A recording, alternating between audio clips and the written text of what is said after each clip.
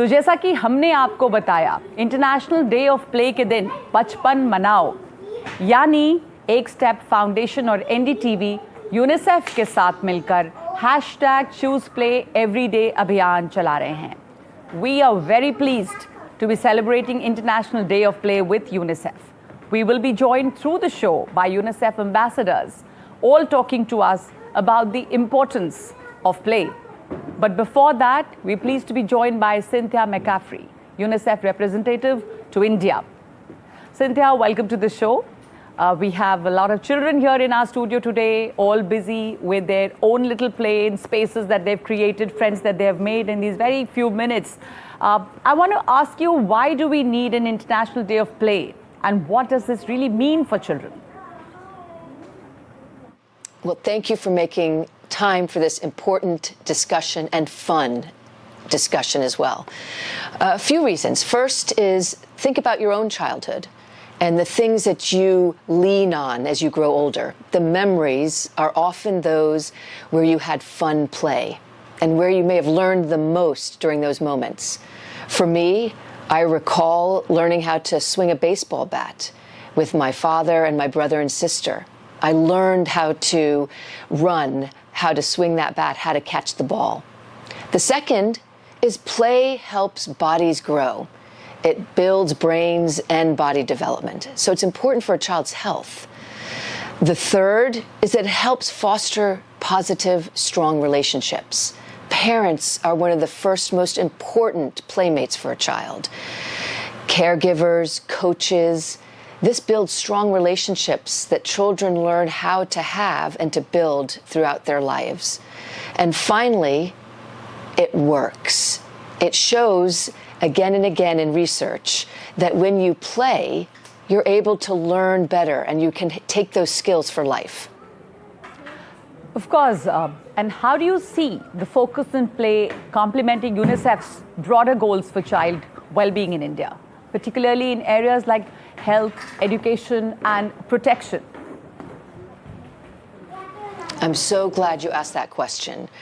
For 75 years, UNICEF has been proud to be working alongside the government of India, and we've been working with them and learning from and with them.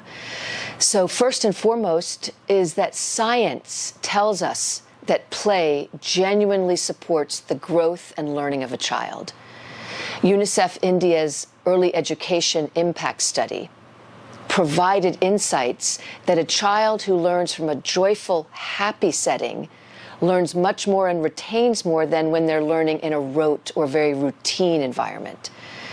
These insights from this study have helped inform India's national dialogue and the policies that India is developing across for children.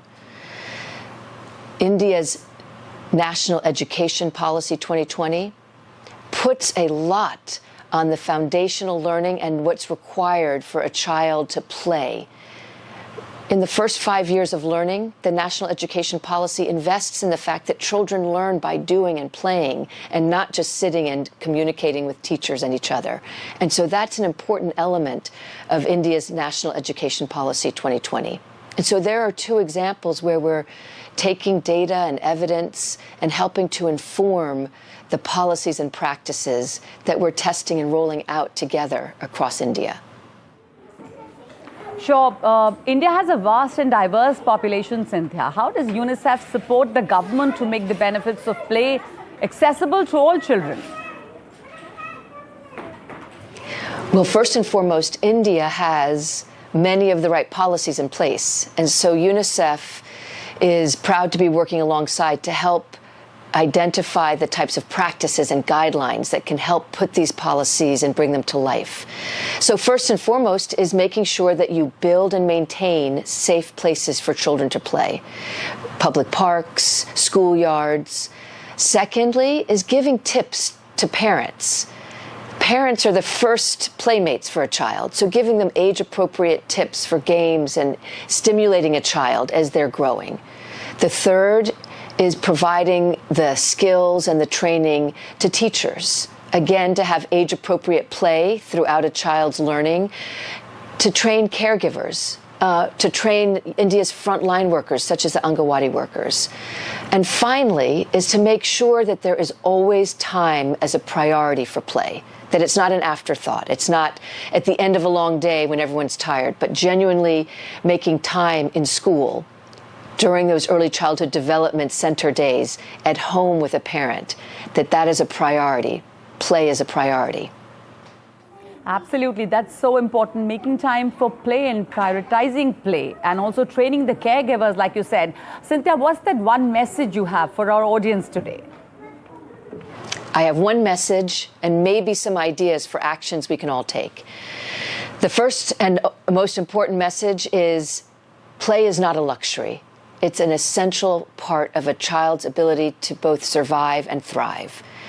The UN Convention on the Rights of the Child recognizes a child's right to have a safe place to play because it's so important for her to have in order to grow and to thrive. And some actions we can all consider taking is get out and play today. Play with your children, play with your family members, nieces, nephews, and your friends. And play outside, interact with each other, less screen time and more play time. Secondly, is to help make sure that we have public spaces for every child, public parks, help maintain them, keep them clean and safe for every child. Help to make sure that policymakers make sure that schools have a safe place to play in every schoolhouse. So these are the two things we can do. Get out and play, and make sure that we've got safe places across India for every child. So to summarize the key message, play is not for tomorrow. Play is for today. Play is for every day. Choose play every day. Absolutely. Thank you so much for that message. And like you rightly pointed out, you have to prioritize play. And it is such a lovely environment in the studio today when I'm connected with you all here. There are children who are busy in their own play, and they're running across, and we've just created a space for them to play, and look how beautifully they're all making friends and playing with each other. So choose play every day.